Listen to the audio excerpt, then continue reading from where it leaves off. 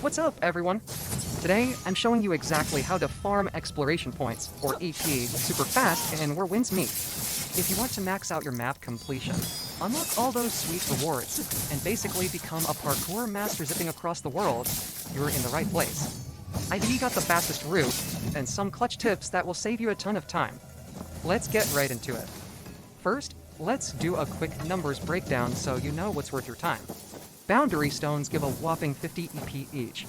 Those little meow meow red sword puzzles? That's an easy 30p.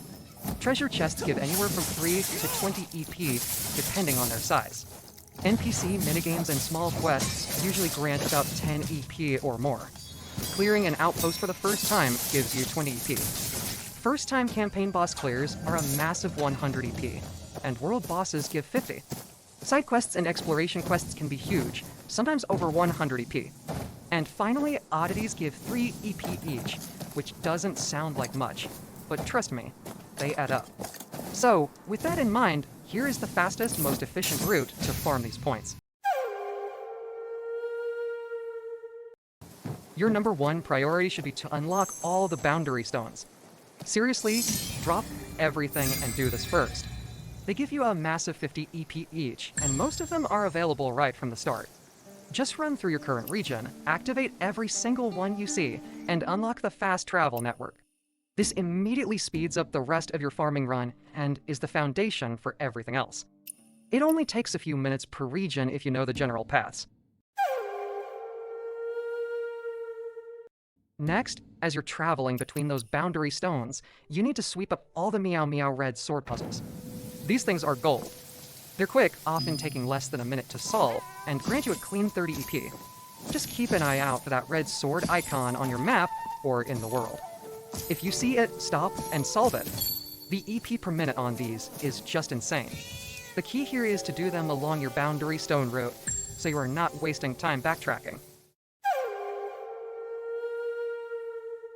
While you're running between stones and puzzles, you need to be opening every single chest you come across. There are hundreds of them scattered everywhere, and even the small ones add up fast, giving you 3 to 20 EP a pop. You have to get into a loot routing mindset. Think of it as a cycle.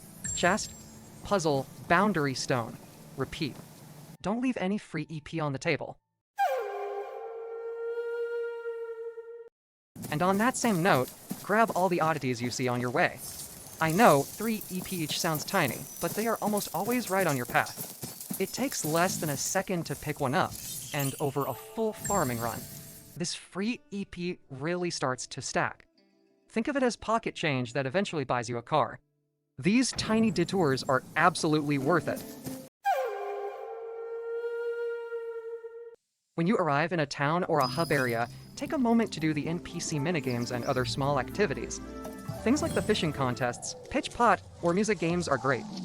Many of them give you 10 or more EP, are super quick once you get the hang of them, and often give you other cool rewards like items or reputation points. They're a perfect source of low-effort EP while you're already in town. Another thing to integrate into your runs is clearing outposts for the first time. Each one you clear nets you 20 EP. Here's a pro tip, especially for the outposts in the Kaig region. Unlock and use the Veil of Stillness skill. It lets you sneak around and trigger those explosive barrels much more easily, making the clear faster and safer. The best strategy is to combine outpost clears with your boundary stone hunt in the same region to avoid wasting travel time. Now for the big hitters. Prioritize your first time boss kills. Campaign bosses give a massive 100 EP on the first clear, and world bosses give 50. These are your jackpot moments. Campaign bosses are a huge EP payoff, but they can take a bit longer, so plan them into your route. For world bosses, I highly recommend jumping into multiplayer. Tag along with the group to speed up the fight, get the EP, and grab some great loot while you're at it. My advice is to tackle these bosses after you've unlocked all the travel points in the area. This makes getting to them and getting back into the fight much faster. And let's not forget about side quests and exploration quests. These often award the most EP, sometimes over 100 points for a single quest line. However, they can be time-consuming. I use them as high-value goals.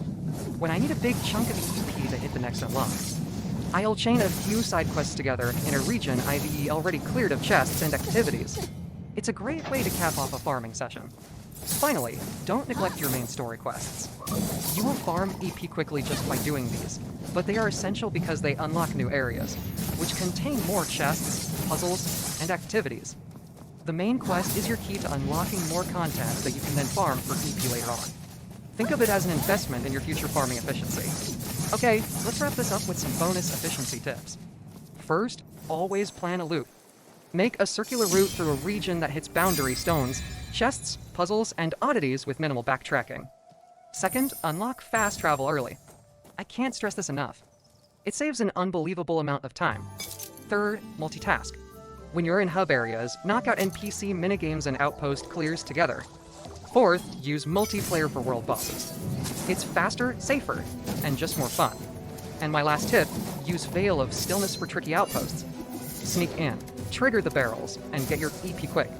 Let me give you a quick example of my go to 30-minute farming loop. I'll pick a region and immediately hit 2 or 3 boundary stones for 100 to 150 EP. On the way, I'll solve any meow puzzles I see, grabbing another 30 EP for each. I'm constantly opening every chest and picking up every oddity along that path. Then, I'll clear one local outpost for another 20 EP. If I have time and I'm ready, I'll take down a campaign or world boss for that big 50 or 100 EP payout. Wrap that all up, and you'll be banking huge EP totals every single session. And there you have it. A fast, repeatable, and super satisfying way to farm exploration points in Where Winds Meet. If this guide helped you out, do me a favor and smash that like button, subscribe for more guides, and ring that bell so you don't miss my upcoming route walkthroughs. Thanks for watching, and I'll see you in the next one.